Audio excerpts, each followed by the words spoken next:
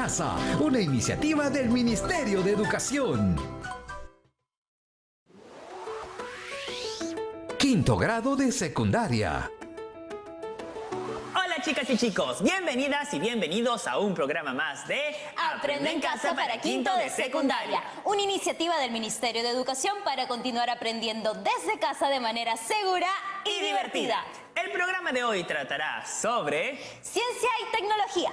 Hoy tenemos el reto de proponer alternativas de solución tecnológica para los problemas que generan las heladas y los friajes en algunas regiones de nuestro país. Hemos estado hablando sobre los friajes y las heladas y sus consecuencias. En zonas del país que se encuentran a más de 3.000 metros sobre el nivel del mar, se presenta el fenómeno de las heladas. Y en zonas más bajas, cuando baja radicalmente la temperatura, se le llama friaje. Y ya que vamos a enfrentar el problema desde la tecnología y la ciencia, hoy vamos a estrenar el primer episodio de ¡Mastec! ¡Adelante!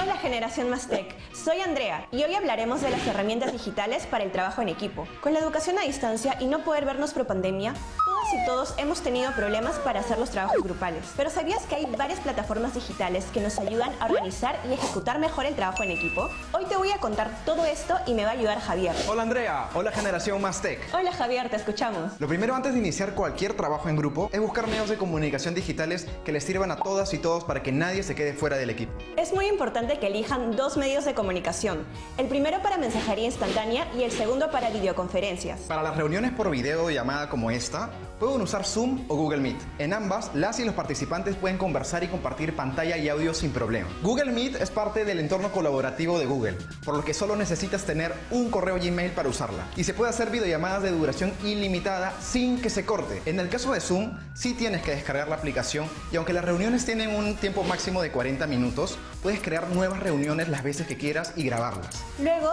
deben identificar lo más importante, el objetivo del trabajo grupal.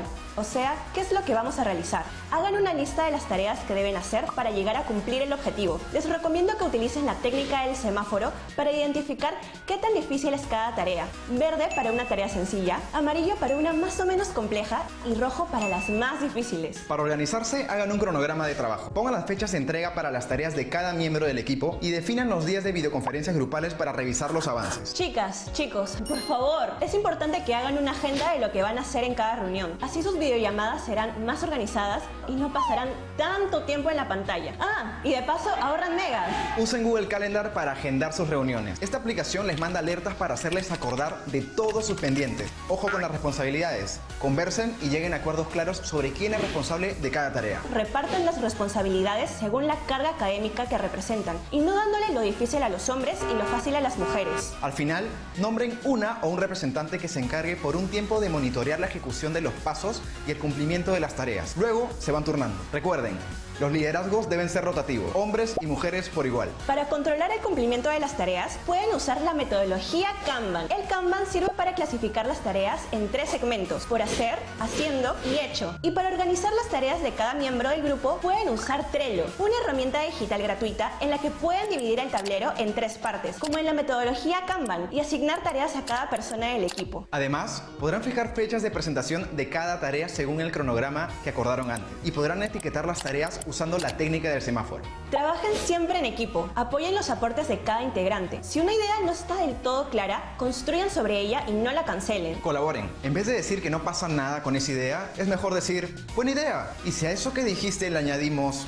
Y así sumamos. En todo grupo es normal que haya diferencias porque todos pensamos distinto. Por eso es importante que en los debates nadie se sienta menos por su género, ni porque es de otra edad, ni por su apariencia, ni por su cultura. Las etiquetas ya fueron. Para poder aportar, cada uno debe sentirse libre de mostrarse como es, con toda confianza. Por eso es importante establecer reglas de convivencia, por ejemplo. Prohibido llamar exagerada a una persona del grupo porque hizo una queja. Escuchemos sus razones antes de cancelarla. A veces no se distribuyen equitativamente las tareas entre hombres y mujeres. Los chicos hacen las tareas más tecnológicas, como editar el video, y las chicas se encargan de organizar o de mandar el correo al docente. No, eso tiene que cambiar. Hombres y mujeres tienen las mismas capacidades y por eso pueden asumir las mismas responsabilidades responsabilidades. Divídanse la tarea igual entre hombres y mujeres. Si quieren saber más de cómo organizarse y trabajar en equipo usando herramientas digitales, no dejen de vernos en el próximo episodio del Más Tech.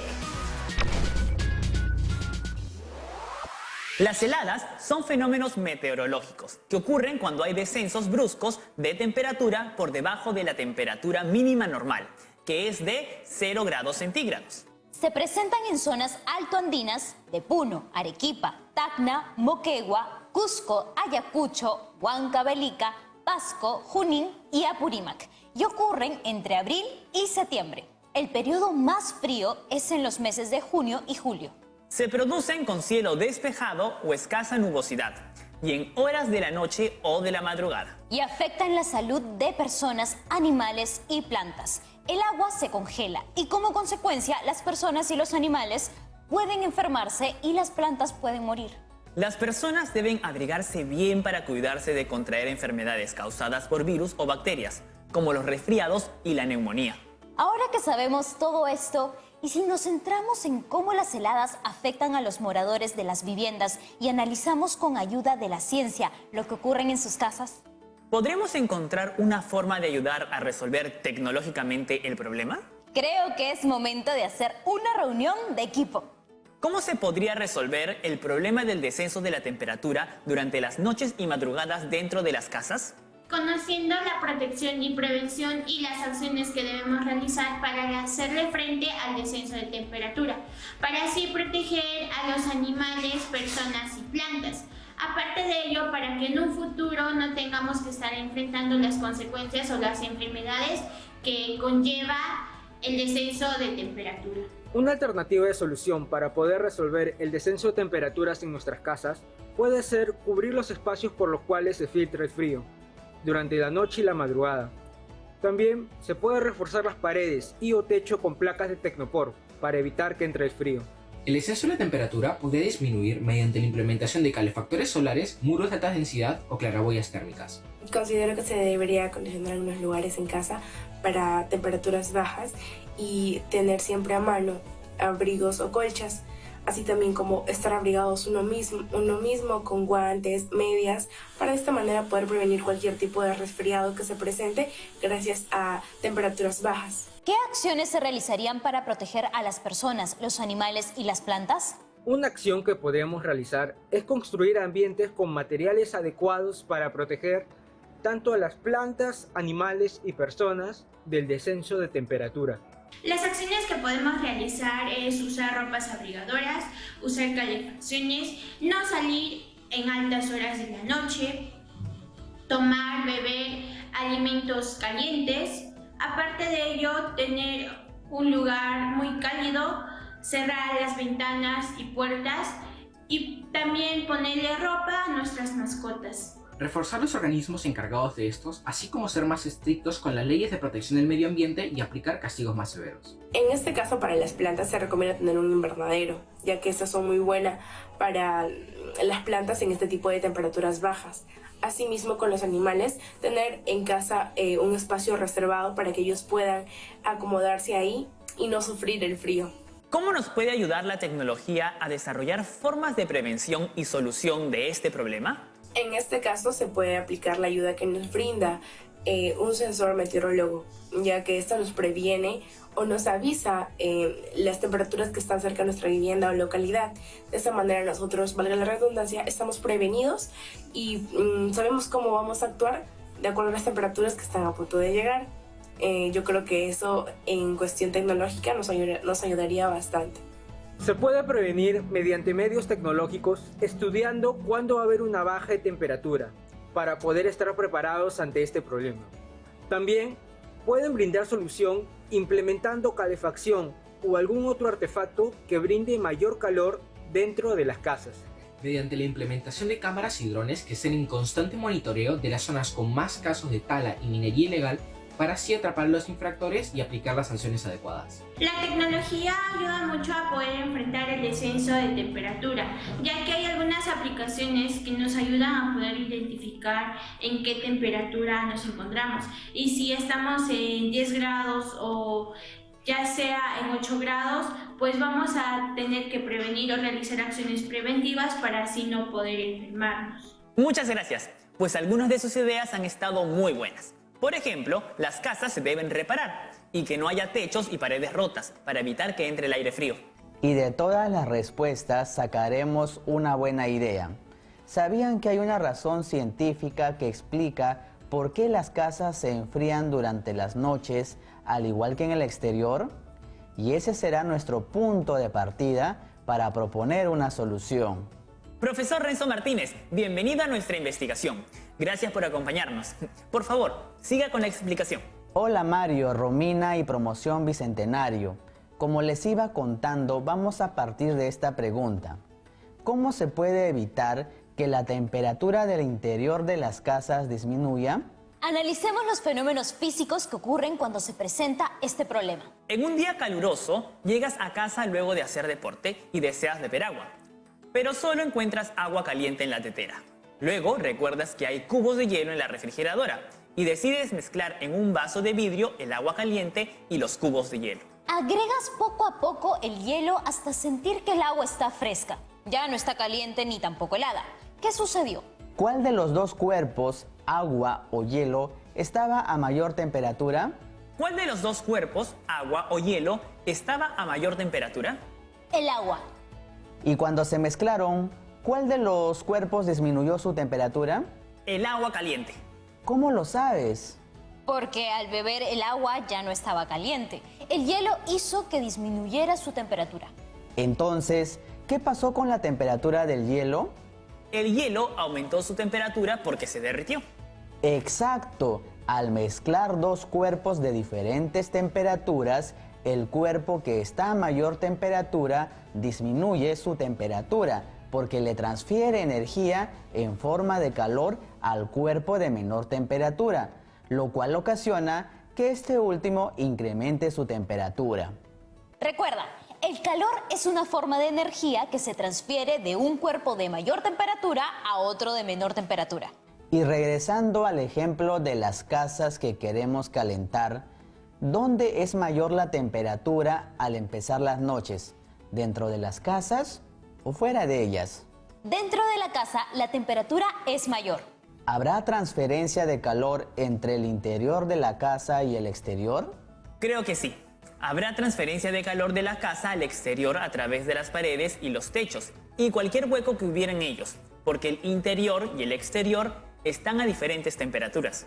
Entonces, no es que el frío entre en la casa, porque el frío no es una cosa que puede entrar o salir, sino que es el calor, que son ondas de energía calorífica, lo que se transfiere del cuerpo más caliente, la casa, al cuerpo más frío, el exterior de la casa. Claro, al haber transferencia de calor desde el interior de la casa hacia el exterior, la temperatura del interior de la casa disminuye. ¿Y eso cómo pasa? ¿Cómo se transmite el calor? El calor es energía que se puede transmitir a través de los cuerpos.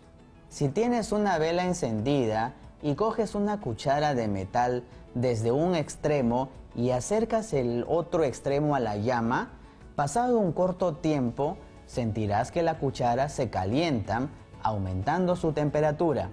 La llama de la vela, que tiene una temperatura mayor que la cuchara, le transfirió energía en forma de calor a la cuchara. Y dentro de ella, el calor se transmitió a través del metal hasta llegar a la mano. Tengan cuidado si lo intentan en casa. Esta forma de transmisión del calor se llama conducción y solo es posible a través de los cuerpos sólidos. Si tienes una olla con agua y la colocas sobre la hornilla ardiendo de la cocina, la temperatura del agua de la parte inferior de la olla empezará a aumentar y el agua caliente empezará a moverse desde la parte inferior hacia arriba. Luego, el agua de la parte superior, que está fría, bajará y así surgirá un movimiento de la masa de agua caliente de abajo hacia arriba y de arriba hacia abajo, formando ciclos corrientes de agua que se denominan corrientes de convección. Esta es otra forma de transmisión de calor que se da en los fluidos, que son los líquidos y gases. En cambio, la radiación es transferencia de calor por ondas electromagnéticas. ¿Quiere decir las ondas de la luz visible, del infrarrojo y la radiación ultravioleta? Así es, todos hemos sentido el calor solar. Lo hemos sentido porque el calor llega a nosotros a través de la radiación. Entonces, existen materiales que transmiten el calor mejor que otros. Y esa puede ser una gran pista para su proyecto de viviendas más cálidas. ¿Les parece si lo investigamos después de la pausa? ¡Ya volvemos!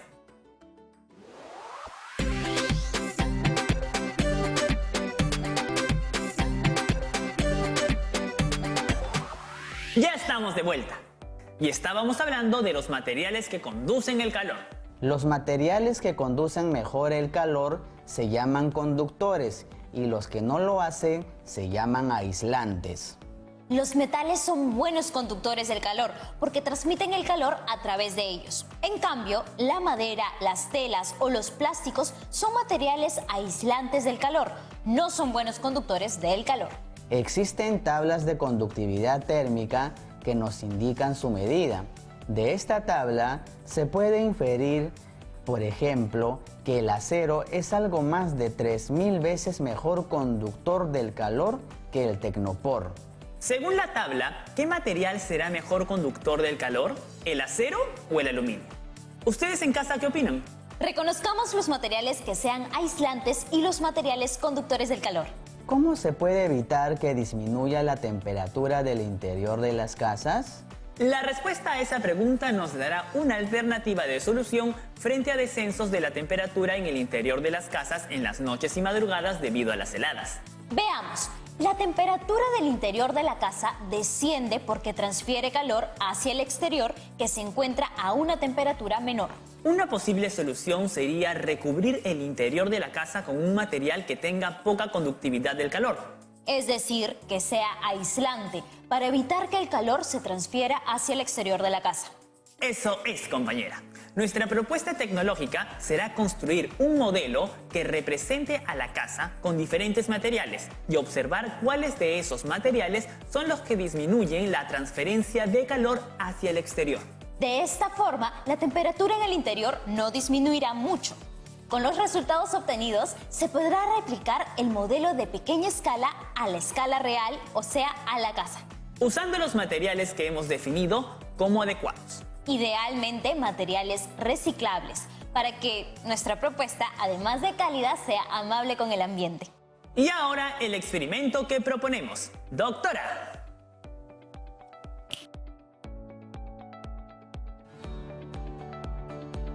Se diseñará la alternativa de solución considerando ciertas condiciones para que los resultados sean óptimos.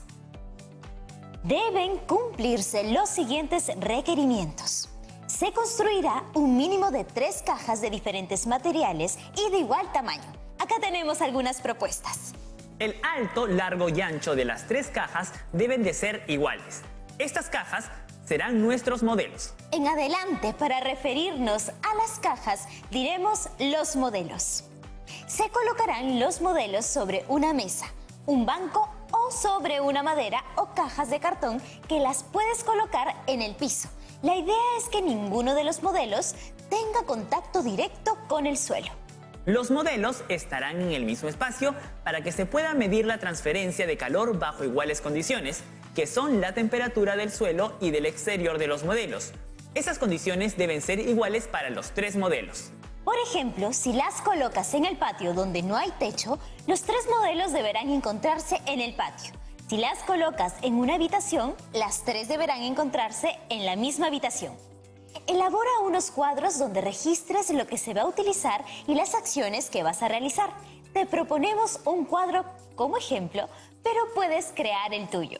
Los cuadros deben responder las siguientes preguntas. ¿Qué materiales se utilizarán para construir el modelo? ¿Qué instrumentos se utilizarán para medir las variables que son el volumen del hielo derretido y la temperatura? ¿Cuántas veces se realizarán las mediciones de cada variable? ¿Cómo mantendrán los modelos con las mismas condiciones para obtener un resultado óptimo? ¿Qué medidas de seguridad se tendrán en consideración? Los cuadros te servirán para sistematizar tu experiencia y poder sacar conclusiones basadas en pruebas y evidencias con fundamento científico.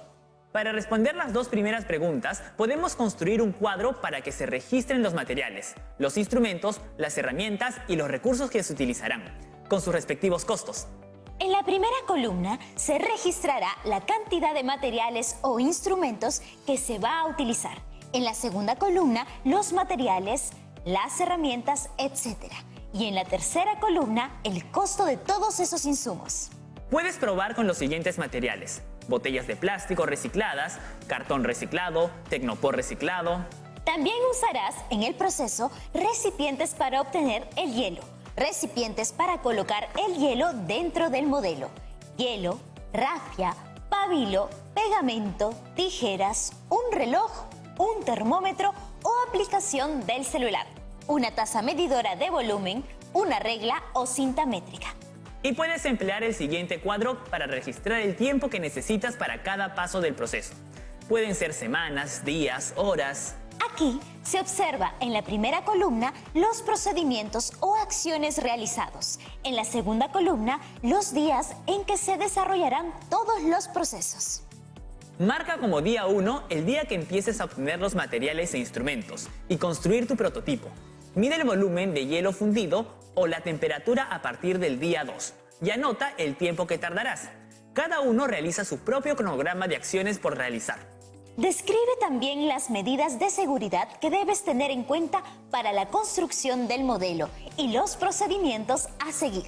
Por ejemplo, los cuidados que se deben tener al utilizar alguna herramienta con filo.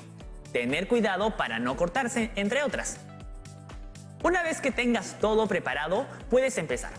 En 3 recipientes iguales se colocarán volúmenes iguales de agua para obtener cantidades iguales de hielo. Cada masa de hielo será puesta en 3 recipientes y después se colocará cada uno dentro de cada modelo. Luego haremos las observaciones y mediciones. Anota la hora de inicio de las observaciones y mediciones que realizarás. Así podrás medir el tiempo que se demora en derretirse el hielo en cada caja. Realiza las mediciones y observaciones de las 3 cajas a la misma hora y las veces que decidas. Por ejemplo, las mediciones se pueden hacer en la mañana, en la tarde y en la noche. Anota lo observado y medido en un cuaderno o donde tú lo consideres. Para medir la cantidad de hielo derretido de cada caja, saca el recipiente de las cajas con cuidado y utiliza una taza medidora para que se mida el volumen derretido del hielo. Anota esos datos en tu cuaderno. Otra alternativa para medir la temperatura del interior de la caja es utilizar una de las aplicaciones del celular que mida la temperatura. Tendrás que tener mucho cuidado para registrar la temperatura. Utiliza toda tu creatividad para hacerlo. Recuerda que no debes tener la caja abierta por mucho tiempo. Con estas indicaciones, tienes 2 alternativas para medir en cuál de las cajas la temperatura en el interior es menor, luego de medir el volumen del hielo derretido o medir la temperatura directamente. Y así, sacar las conclusiones que necesitamos para llegar a un buen modelo de vivienda térmica. Gracias, doctora.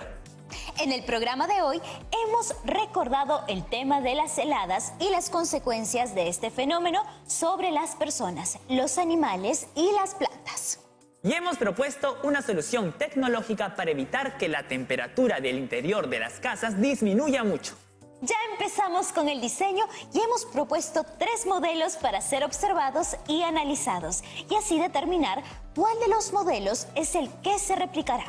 Los efectos del clima en nuestro país pueden ser muy grandes y en ocasiones negativos, pero la ciencia y la tecnología están a nuestra disposición para encontrar soluciones. Y a veces estas soluciones son más simples y accesibles de lo que creemos. Solo es cuestión de investigar, experimentar. Y recordar que el diseño de una solución tecnológica debe dar solución al problema tecnológico planteado y estar basado en pruebas y evidencias con fundamento científico que expliquen el problema y el funcionamiento de la propuesta de solución. Una vez escuché decir a un amigo, cuando abrí la puerta de su refrigeradora y no la cerré de inmediato: «Cierra la puerta, que el frío se escapa». ¿Es correcta esa expresión? ¿El frío se puede escapar? ¿Ustedes qué opinan? ¿Decir el frío se escapa es científicamente correcto? Según lo que hemos investigado hoy, no. Porque el calor es la energía que se transmite de un cuerpo de mayor temperatura a otro de menor temperatura. Exacto.